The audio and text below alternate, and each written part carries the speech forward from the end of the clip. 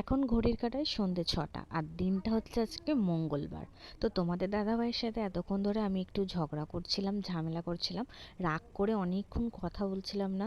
তো আমার বর বলছিল যে একটু চা করে দাও, তো রাগ করে চা টা কিছুই করে দিচ্ছিলাম না। তারপরে যখন একটু ও রাগটা ভাঙালো তারপরে কিন্তু আমি চা করে দিয়েছি আর আমাদের চা টা খাওয়া হয়ে গেছে। তো ঝগড়া করার কারণ হচ্ছে ওই যে বললাম দিনটা মঙ্গলবার, তো আজকে হচ্ছে আমাদের এখানে হাটবার। তো তোমাদের দাদাভাইকে বলেছিলাম আমি হাটে যাব, আর তোমাদের দাদাভাই আমাকে নিয়ে আসবে না। তো ও নিয়ে আসবে না আর আমি আসবো, আমিও আমার জেদে এটেই রয়েছি। আর ও তো নিয়ে আসবে না, ওর একদম পছন্দ না আমি আমার হাটে আসাটা।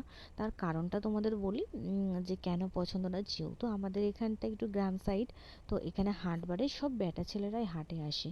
আর এখানে অনেক ধরনের বেটা ছেলেই তো আছে, তো তোমরা দেখতেই পাচ্ছ পুরো হাটটা। ওদিকে গেলে আরও মানুষজন আছে আর কি। তো সবাই আর কি বেটা ছেলে বেশি, মেয়ে ছেলে খুব কম, যাদের খুব দরকার না হয় তারা খুব একটা এইসব হাটে আসে না।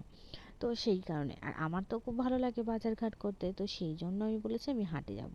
তো জোর করে আর কি বলতে পারো আমি এসেছি। তো তোমাদের দাদাভাই লাস্টে মানে পারলো না আর কি, তখন বললো ঠিক আছে তাহলে চলো আর কি গুছিয়ে নাও।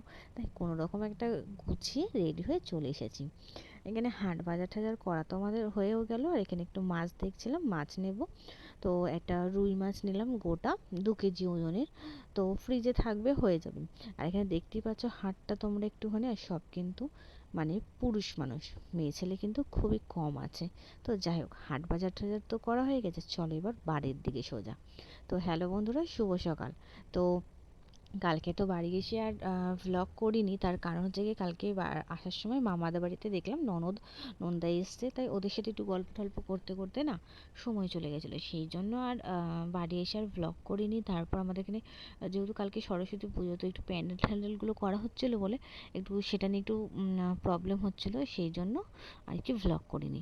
তো সকালবেলা চলে এসেছি রান্নাঘরে রান্না করতে। এখন বাজে ঘড়ির কাঁটায় সকাল 7:30 মতো। বাসি কাজ বাজ গুছিয়ে রান্না বান্না বসিয়ে দিয়েছি, তার কারণ তোমাদের দাদাভাই এখন আর কি একটু ভাত আর তরকারি নিয়ে যায় আর কি কাজে। কারণ হচ্ছে কি এখন ও একটু দূরে কাজে আছে, সেই জন্য ভাত তরকারি নিয়ে যায়। আর ওকেই সকালবেলাটা আমাকে গুছিয়ে রান্না করে দিতে হয়। তো এখানে রান্না বান্না হয়ে গেছে, দেখি তোমাদের দাদাভাইয়ের ভাত এখন খেয়ে যাবে সেটাও দিয়ে দিয়েছি। আর হচ্ছে গিয়ে নিয়ে যাবে সেটাও আমি গুছিয়ে দিচ্ছি। আর এদিকে হচ্ছে গিয়ে একটু আলু দিয়ে মটরশুঁটি দিয়ে একটু পাতলা ঝোল করে রুই মাছের ঝোল করেছিলাম। অবশ্য ঝোলটা দেখতে এখন পাতলা হয়েছে, তার কারণ হচ্ছে গিয়ে সবে গরম তো একদম, যার কারণে এটা আবার একটু বসে যাবে ঝোলটা। তো এই আর কি তরকারি করে দিলাম।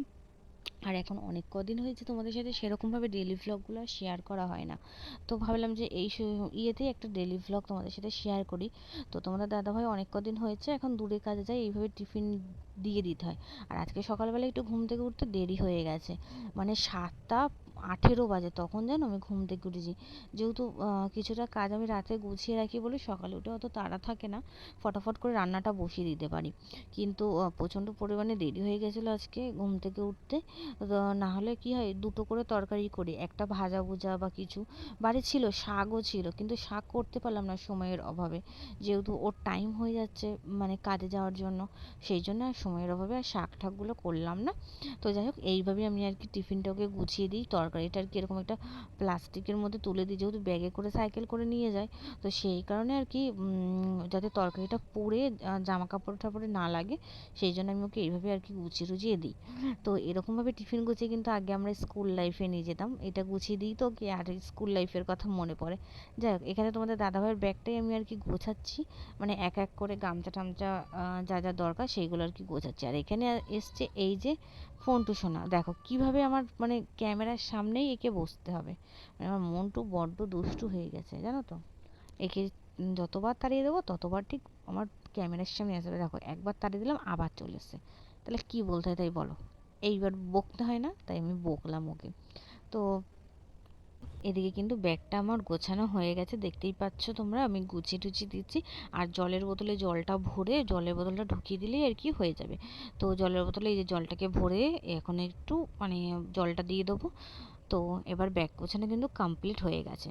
তোমাদের দাদাভাই বেরিয়ে টেরিয়ে গেলে আর কি বাদবাকি আর কাজগুলো সেরে স্নান দান করে নেবো, আর বেশি কাজ বাজ নেই। সকালেরই এখন একটু চাপ থাকে, তাছাড়া কিন্তু আর সেরকম চাপ থাকে না সারাদিনে।